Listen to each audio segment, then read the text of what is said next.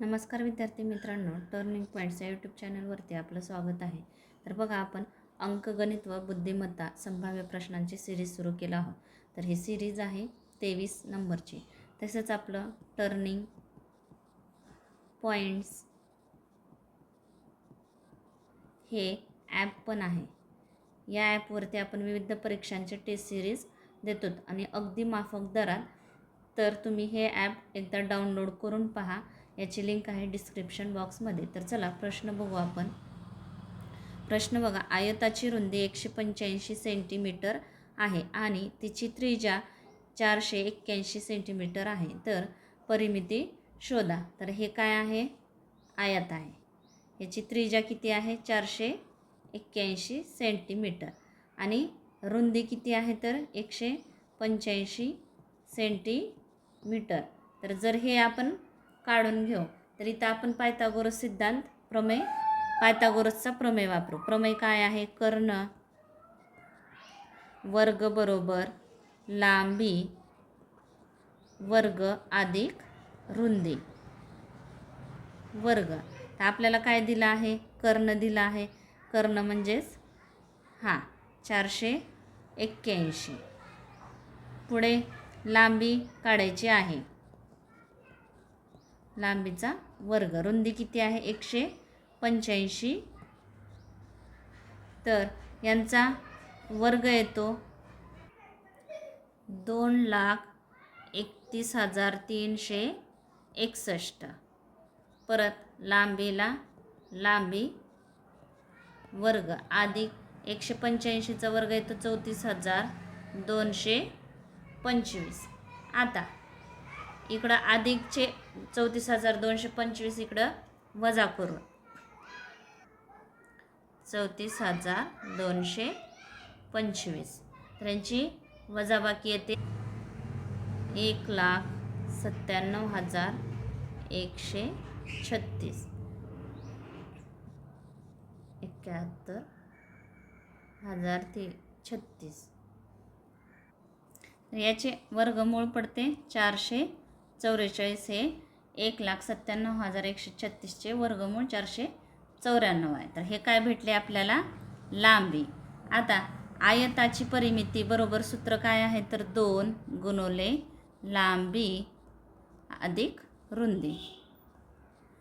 2 गुणिले लांबी किती आहे? 444 अधिक 185.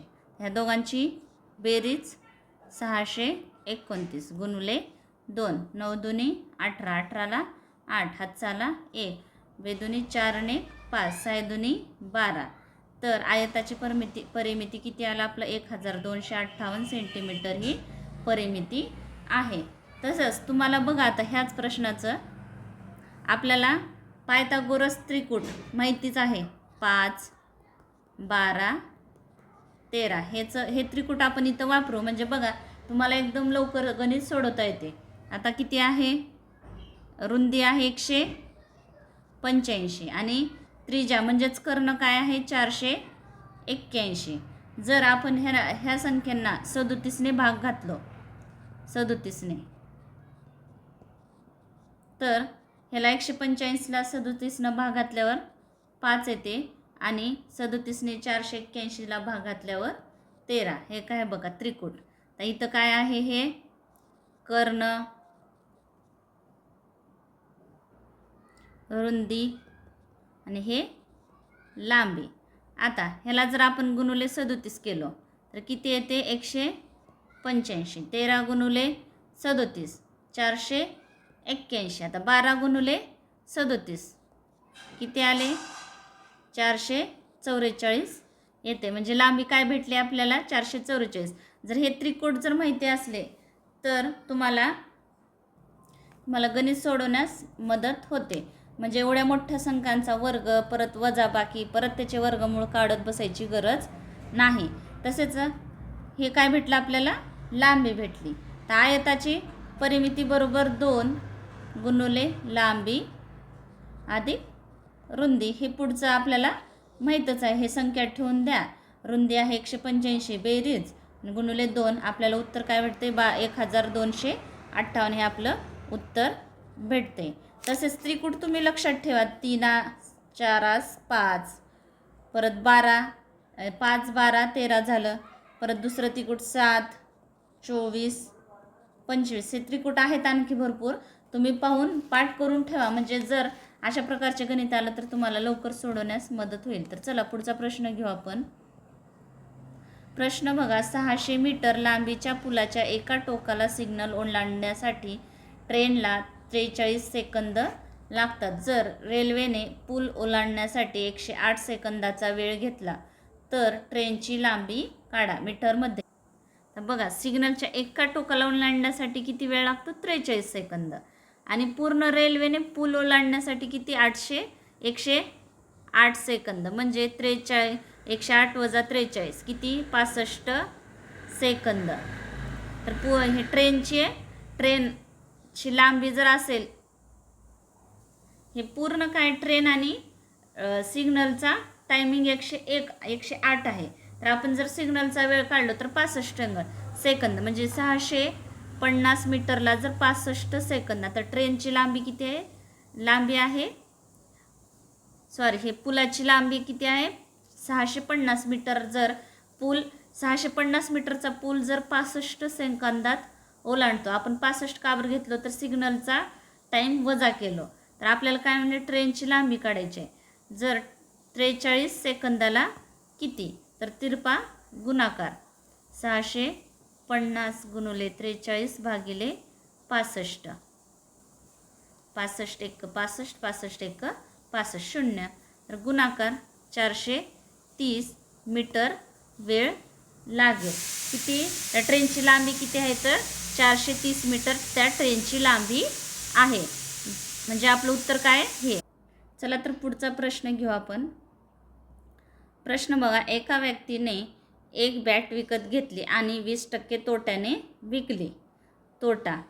जर त्याने ती बॅट 30% कमी किमतीत विकत घेतली असती आणि ती बॅट अधिक 100 रुपये किमतीस विकली असती तर त्याला 50% नफा मिळाला असता. तर त्या बॅटची खरेदी किंमत किती असेल? आता खरेदी किंमत आपण 100 रुपये मानू, म्हणजे 100x मानू. तर विक्री किंमत किती आहे? तर त्याला किती? 20% तोट्याने विकला, म्हणजे किती झाले? 180 रुपयाला तो विकला ती वस्तू. तर नवीन खरेदी किंमत. तर नवीन काय आहे? 30% कमी किमतीत विकत घेतली असती तर, म्हणजेच परत 30% कमी किमतीत, म्हणजेच किती नवीन खरेदी किंमत? 30 70x. तर पुढे काय म्हटलं आहे? विकत घेतली असती आणि ती बॅट 100 रुपये किमतीस विकली असती. किती? 100 रुपये किमतीस विकली असती तर त्याला किती? 50% नफा झाला असता. म्हणजे 150% म्हणजे 150 रुपयाला ते बॅट विकले असते. तर 70 गुणुले 150 भागिले 100. 1 0 कटला, हे 0, हे 0, हे 0. 15 7 5 x. नवीन खरेदी किंमत, विक्री किंमत किती?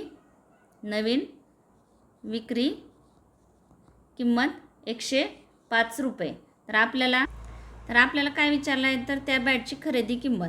तर जुन्या बॅटची विक्री किंमत किती आहे? 80x. आणि नवीन बॅटची विक्री किंमत किती? 105 रुपये. जर 105 वजा 80, ही x ते x वजा बरोबर 100. तर 105 मधून 80 गेले, किती राहिले? 25x. तर आपल्याला x ची किंमत काढायची आहे. इकडचे गुणाकारातले 25 भागाकार 100 भागिले 25. 25 1 25, 25 चौक 100. तर x ची किंमत किती आली? 4. तर आपण काय सुरुवातीला खरेदी किंमत किती मांडलं होतं? 100x मांडलं होतं. म्हणजे 100 गुणुले 4, 400 रुपये काय आहे? तर ही त्या बॅटरीची खरेदी किंमत 400 रुपये आहे. जे आपलं उत्तर आहे हे. तर चला पुढचा प्रश्न घेऊ आपण. प्रश्न बघा. एका महाविद्यालयातील मुलगे आणि मुली यांच्या संख्येचे गुणोत्तर. मुले मुली किती गुणोत्तर आहे? 5:2. जर 30 मुलगे विद्यालय सोडतात आणि 30 मुली विद्यालयात प्रवेश घेतात तेव्हा त्यांचे गुणोत्तर 4:3 होईल. तर महाविद्यालयातील मुलांची सुरुवातीची संख्या किती असेल? आता बघा, 5 मधून 4 गेले 1, 2 मधून 3 गेले 1, 5 आणि 2 7 भाग, 4 आणि 3 7 भाग. म्हणजे जर एका बाजूला तितकी संख्या कमी होते आणि दुसऱ्या बाजूला पण तितकीच संख्या वाढते, त्यावेळेस बघा हो का, इथं काय कमी झाली आणि इथं 1 वाढली. म्हणजे दोघांचं प्रमाण किती आहे? 1च आहे. तर आता एका भागाला किती? 30. तर आपल्याला काय विचारलं आहे? मुलांची संख्या. आता मुलांचं पहिलंचं गुणोत्तरचं प्रमाण किती होतं? 5. तर 5 तिरपा गुणाकार 5 गुणुले 30, 5 त्रिक 15. म्हणजेच सुरुवातीची मुलांची संख्या किती होती? 150 संख्या होती. म्हणजे आपलं उत्तर आहे हे. तर चला पुढचा प्रश्न घेऊ आपण. खालील 5 पैकी 4 विशिष्ट प्रकारे सारखे असतात आणि एक गट तयार करतात. तर खालीलपैकी कोणता गट या गटाशी संबंधित नाही? आता बघा, जे तुम्हाला पहिल्या अगोदरच्या व्हिडिओमध्ये सांगितलं आहे, ABCD असं लिहा यमपर्यंत. यमच्या खाली एन आणि कंटिन्यू इकडं उलट ABCD कंटिन्यू करा आणि याच्या खाली झेड. ह्याला क्रमांक द्या 1 2 3 4. यम हा 13 नंबरला, एन 14 नंबरला, झेड हा 26 नंबरला. जे अशा प्रकारचे गणित पटकन सोडवण्यास तुम्हाला मदत होऊन जाते. तर बघा आता एन आहे 14 नंबरला आणि जे आहे 10 नंबरला. म्हणजे काय केलं आहे? तर -4. आता याच्यामध्ये पण बघा, झेड आहे 26 नंबरला आणि व्ही आहे 22 म्हणजे -4. आता क्यू आहे 17 नंबरला आणि यम आहे 13 म्हणजे ह्याच्यात पण -4. आता ई बघा, ई किती नंबरला आहे? 5 नंबरला आणि बी आहे 2 नंबरला. 2च नंबरला आहे बी. तर याच्यामध्ये किती वजा आहेत? तर 3 वजा. आणि यल 12 नंबरला, एच 8 नंबरला म्हणजे ह्याच्यात -4. तर ह्याच्यात वेगळा गट कोणचा आहे? तर बी हा वेगळा गट आहे. म्हणजे आपलं उत्तर आहे हे. तुम्ही असं तुम्ही घरी पण प्रॅक्टिस करते वेळेस एका पेजवरती किंवा एका पुठ्ठ्यावरती किंवा खपटावरती लिहून ठेवा. म्हणजे तुम्हाला बार बार असं लिहित बसायची गरज नाही. तर चला पुढचा प्रश्न घेऊ आपण. प्रश्न बघा, एका विशिष्ट सांकेतिक भाषेत जर गॅप काय आहे? 293. त्याला खाली घेऊ आपण 293. परत PET 366. तर एज बरोबर किती? तर आता बघा, इथं जीला काय सांकेतांक आहे? 2. एला काय आहे? 9 आणि ईला काय आहे? 6. तर आपलं उत्तर काय आहे? तर 9 2 6 हे आपलं उत्तर आहे. तर चला पुढचा प्रश्न घेऊ आपण. प्रश्न बघा, x, x अधिक 1, x अधिक 2 चा मध्य काय आहे? 9. तर xचे मूल्य काय आहेत? आता तुम्हाला सूत्र पण माहीत आहे, मध्य बरोबर सर्व संख्यांची बेरीज भागिले एकूण संख्या. तर इथं सर्व संख्यांची बेरीज x अधिक 1 अधिक 2 x अधिक 2 भागिले एकूण संख्या किती? 1 2 3. आता इथं xच असते म्हणजेच x असते आपलं. एक ही असतोच म्हणजे 1 2 3. इथं किती? 3 x 2 आणि 1 3. 3 भागिले 3 बरोबर मध्य काय आहे? 9. आता भागाकारातले 3 इकडं गुणाकारात. 3x अधिक 3 बरोबर 9 त्रिक 27. परत 3x ला 3x बरोबर अधिक 3चे इकडं वजा 3 तर किती झाले 24. तर x बरोबर 24 भागिले 3. 3 1 3 3 8 24 म्हणजे x बरोबर काय आलं तर 8 ही संख्या आली. तरी आपल्याला दुसरी बी संख्या विचारला असतं तर 8 आणि 1 9 हे 9 हे संख्या आपण सांगितलं असतं म्हणजे आपलं उत्तर काय आहे. आपल्याला एक्सचे मूल्य विचारलं आहे म्हणजे उत्तर 8 हे आपलं उत्तर आहे. तर चला पुढचा प्रश्न घेऊ आपण. बघा जर 1 सेमी 6 सेमी आणि 8 सेमी त्रिज्या असलेले 3 घन धातूचे गोल वितळवले तर दुसरा घन गोल बनवला असेल तर नवीन गोलाचे पृष्ठफळाचे क्षेत्रफळ हे सेंटीमीटरचा वर्ग आहे. सेंटीमीटर मध्ये डॅश डॅश असते. तर आपल्याला आता काय इथं मोठ्या गोलाची त्रिज्या r सेंटीमीटर मानू. r ही त्रिज्या r घेऊ आपण. कोणती मोठ्या गोलाची. तर गोलाचे घनफळ बरोबर सूत्र आहे घनफळ बरोबर 4/3 पाया r घन बरोबर 4/3 पाया r घन. आता बघा काय इथं जेव्हा 3 गोल आपण वितळवतो ठीक आहे तेव्हा वितळून मोठा गोल बनवला जातो तेव्हा त्या तिन्ही गोलाच्या घनफळाची बेरीज ही नवीन गोलाच्या घनफळा इतकीच असते.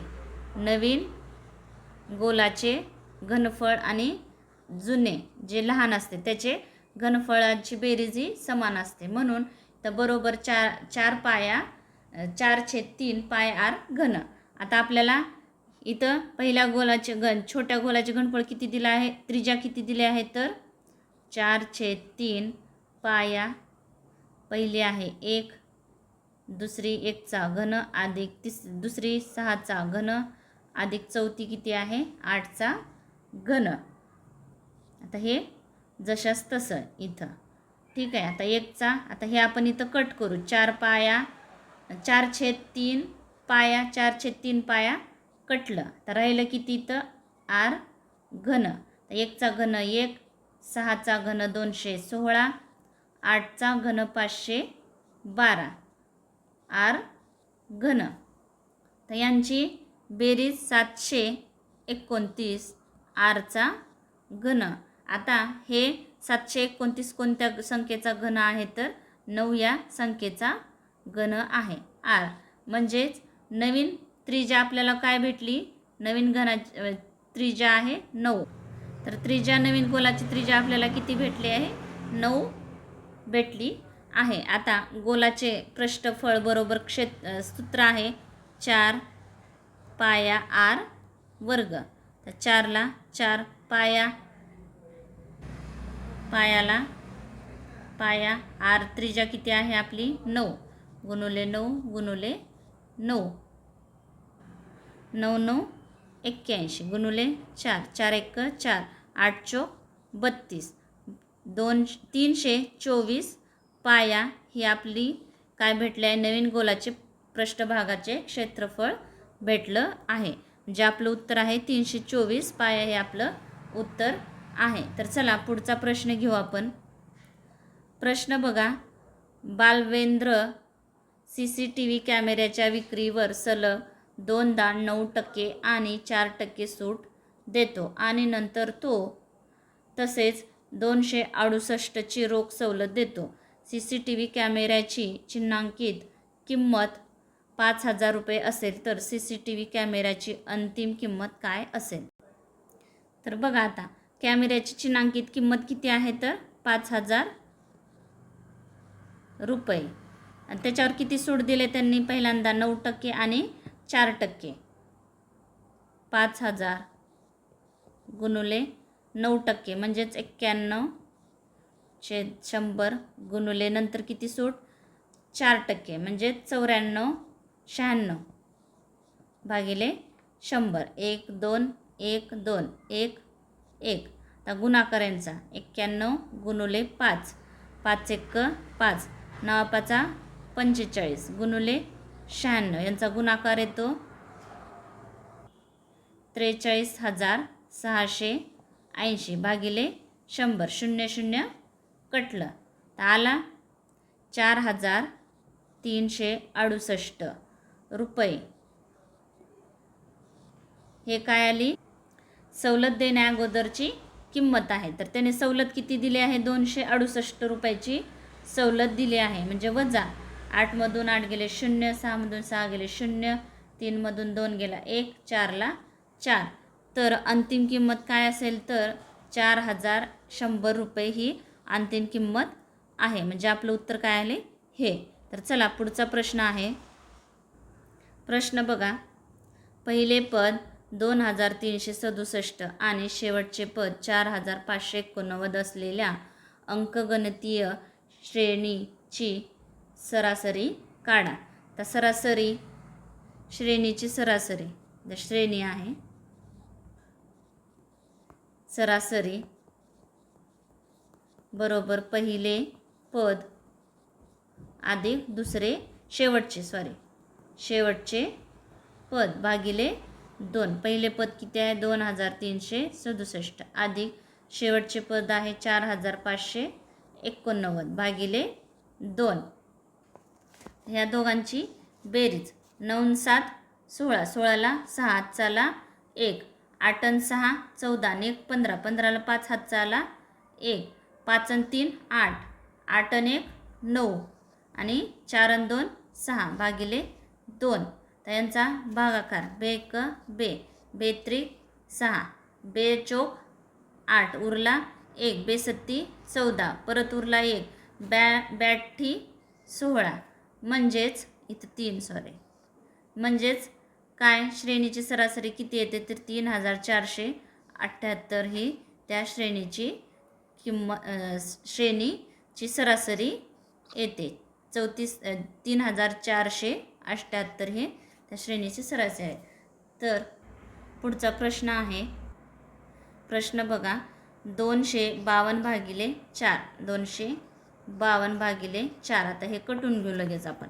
4 1 4, 4 सख्ख 24 उरला 1, 4 त्रिकोण 12 किती आले 63.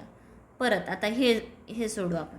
13/7 इथं गुणाकारच गुणिले 14/8 गुणिले 56, 8 1 8, 8 7 56, 7 1 7, 7 2 14, 7 2 14.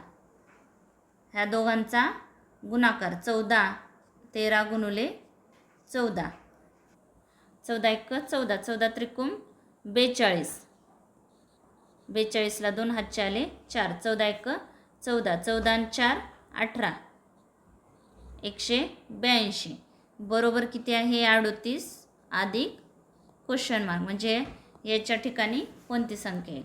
तर ह्या दोघांची बेरीज किती आले 245 येते बरोबर 38 अधिक क्वेश्चन मार्क.